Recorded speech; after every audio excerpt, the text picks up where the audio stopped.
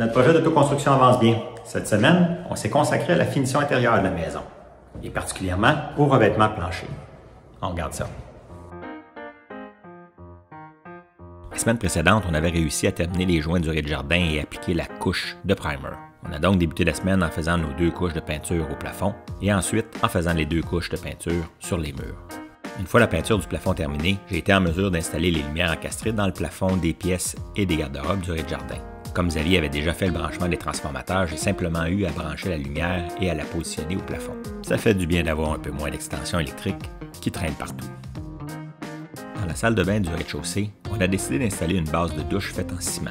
Elle a été faite sur mesure et pèse sûrement 250 à 300 livres. Pour l'installation, le plombier avait tout préparé en fonction des plans de fabrication de la douche. Il nous restait qu'à couper le tuyau à la bonne hauteur, coller ça et installer la base de douche.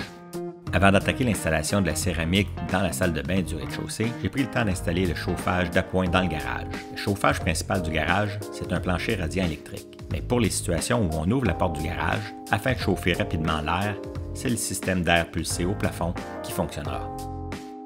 Ah oui, j'avais dit que je ne vous parlerai pas de joints cette semaine, mais j'ai pas eu le choix. Pour faire la céramique dans la salle de bain, il a fallu que je fasse 2 petits joints chaque côté de la base de douche. Bon, on peut maintenant commencer la pose de la céramique au plancher de la salle de bain. Avant de débuter l'installation avec le ciment-colle, avec François, on prend le temps de placer nos premières tuiles et de faire certaines coupes à l'avance. Une fois que les coupes sont faites, on prépare le ciment-colle et on installe le tout. Pour nous assurer que les tuiles sont toutes de la même hauteur, on utilise un système de niveleur Raimondi.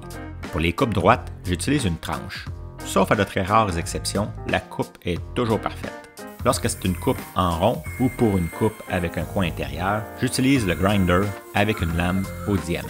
Pour les trous, rien de mieux que la presse drill avec une mèche au diamant aussi. Le lendemain, maintenant que le ciment-colle est assez sec, je peux enlever les niveleurs en donnant un petit coup de pied sur chacun d'eux. Ça permet de les casser à l'endroit prévu.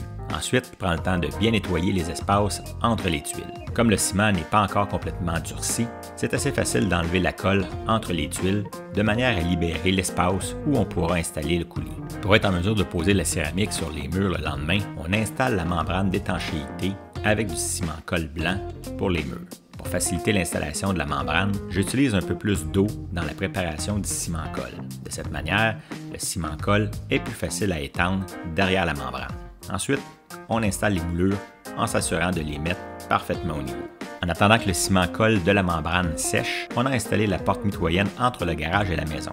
Le garage doit être étanche. Les gaz toxiques qu'on pourrait retrouver dans le garage ne doivent pas pouvoir se rendre dans la maison. C'est pourquoi j'applique tout le tour de la porte le même genre de tape 3M qui assure l'étanchéité des ouvertures comme les fenêtres à l'extérieur. Ensuite, François remplit la cavité entre la boîte de la porte et la structure avec de l'uréthane.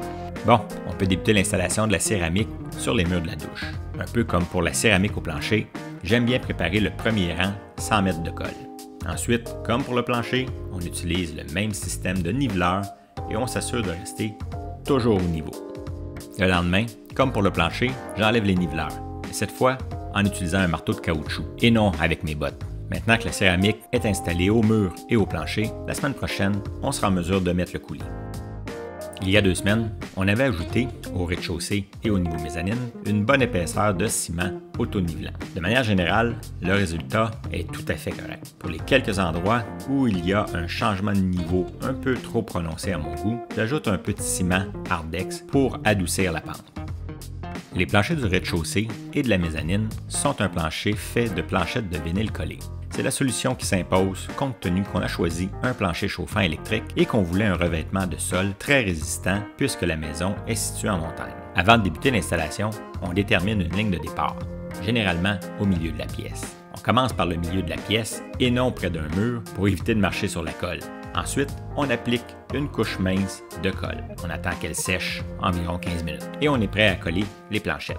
En un peu moins de 3 heures, Dominique et Xavier ont complété la pose dans le bureau et dans sa garde-robe walk-in située au niveau mezzanine.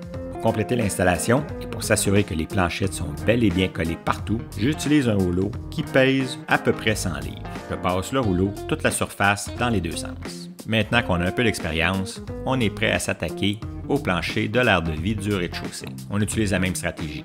On se fait une ligne vers le milieu de la pièce, d'où on débutera l'installation des planchettes. Ensuite, on applique la colle. On attend une quinzaine de minutes et on pause.